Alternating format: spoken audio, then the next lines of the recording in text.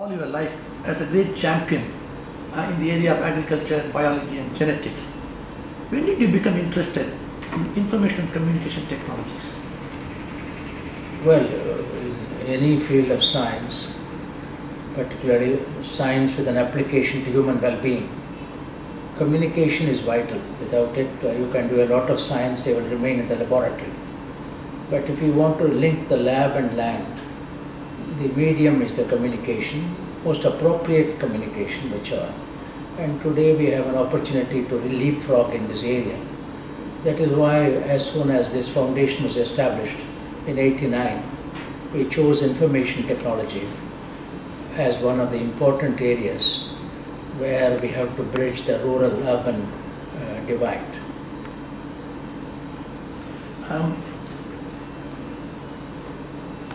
Early on, you planned to use information communication technology as a tool for development, and then you came up with the idea of setting up what we now call rural knowledge centers. In the early days you called information centers.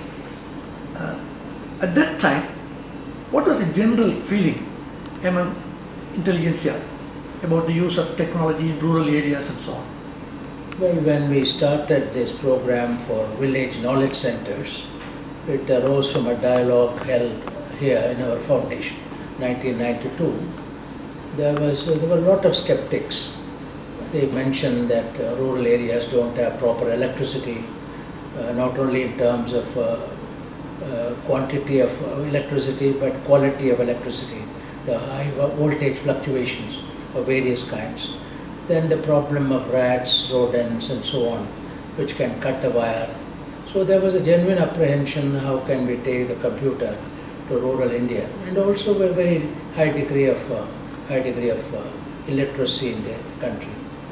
But we decided that if there is a problem, there is also a solution, and that is how it started. Where wired technology was a problem, we had a wireless backup, and where power was a problem, solar power was added to the normal mains. In this way, we decided that if some technology is useful to people, they will not allow rats and so on. I have seen it in agriculture. People said rats will eat away grains, but when the green revolution occurred, the farmers saw to it not a single grain is eaten by either by birds or by rodent. So ultimately it revolves around what is the utility of the technology? Can it make a change in the lives of the ordinary women and men in the village? That's the bottom line. Once we are satisfied that something makes a difference in their day-to-day life, the technology will be taken like fish to water by the rural people. You often mention that the knowledge generated in the laboratories of the universities normally takes a lot of time to reach the field or the poor. How do you think that you can hasten this process, and how in your own work in this project of ICT-enabled rural development you have achieved that? This is the greatest challenge, I must say, not only in Indian science, but science in general, but the third world science in particular, what we call scientific know-how and the field level do-how.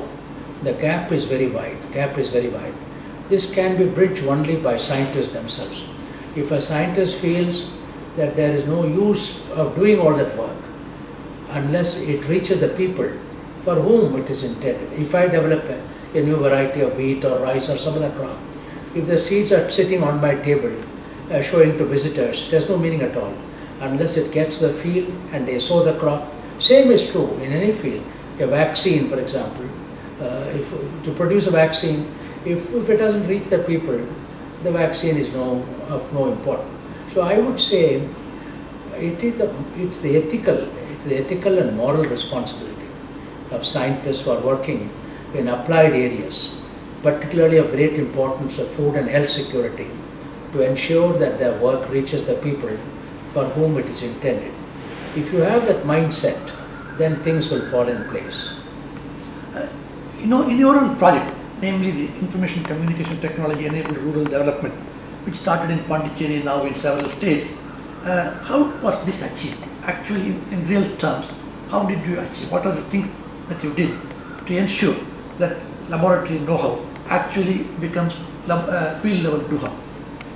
Well, in the case of my earlier work in the Green Revolution days of the 60s, the main method used was, once I was convinced from my own field experiment that I have a variety of wheat or rice which can easily give 2 to 3 times the yield of the normal variety, then there is no use in saying I have done it in my field.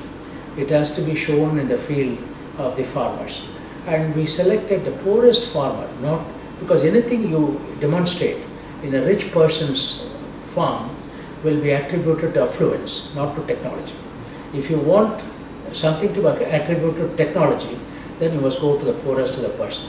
So selected the poor farmers, but working farmers. For example, in Delhi state, at that time there was no particular electricity, so they used to run camel. Camels will go round and round with what is called Persian wheel to lift the water. Now that kind of farmers, when they have harvested 5 tons, 6 tons of wheat, all the rich fellows came to that field and said, what is this fellow, what has he done, how did he produce so much? So you reverse the paradigm, because I was told when I designed that transfer of technology by the people higher up in the ministry, they first refused my project by saying that you must go to a progressive farmer's field. A progressive farmer for them is a euphemism for a farmer who will give you tea, coffee when you go to their house and so on, is a rich fellow. So I avoided it. My whole extension philosophy is to do something for the poorest of the poor, all will benefit. The reverse will not happen. Similarly, if you do something for the woman in the household, the entire household will benefit. The reverse will not happen.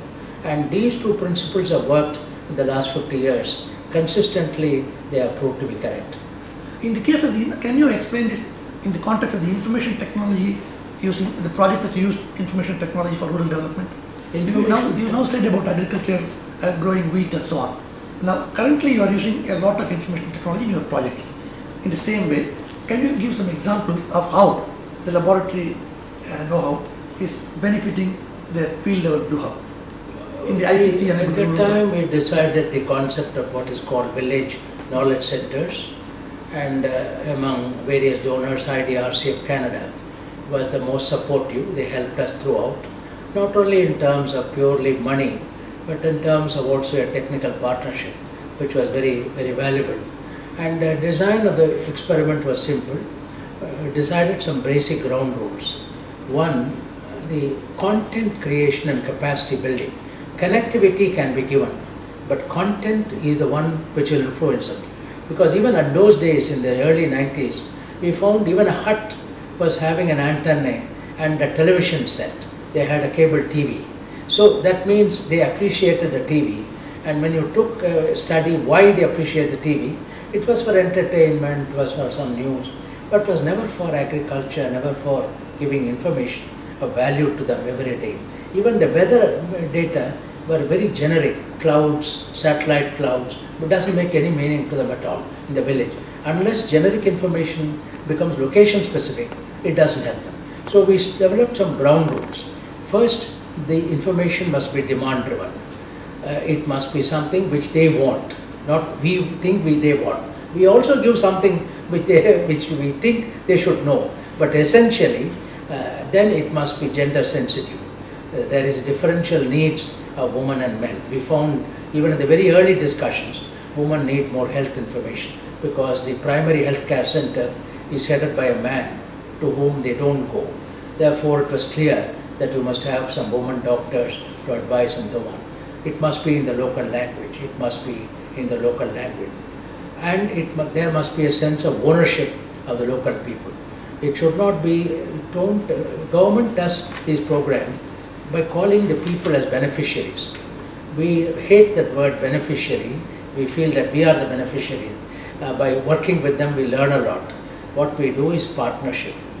From patronage to partnership, that shift is necessary in your mindset. If you are still thinking of patronage as a do good a fellow, then nothing will happen.